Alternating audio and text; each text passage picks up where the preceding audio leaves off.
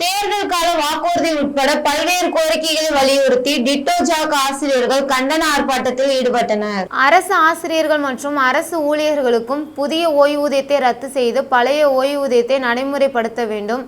ஊதிய முறையை நீக்கி ஒன்றிய அரசு ஊழியர்களுக்கு இணையான ஊதியம் வழங்க வேண்டும்.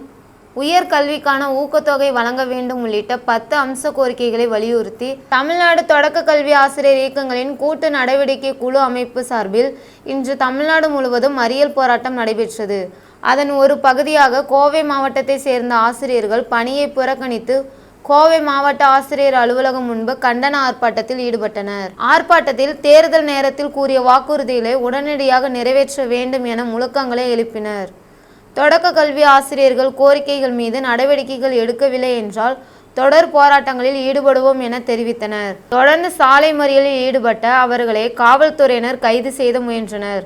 தொடர்ந்து ஆசிரியர்களும் காவல்துறையினரும் பேச்சுவார்த்தை நடத்தியதை தொடர்ந்து கைது நடவடிக்கை கைவிடப்பட்டது. பின்னர் அனைவரும் கலைந்து சென்றனர்.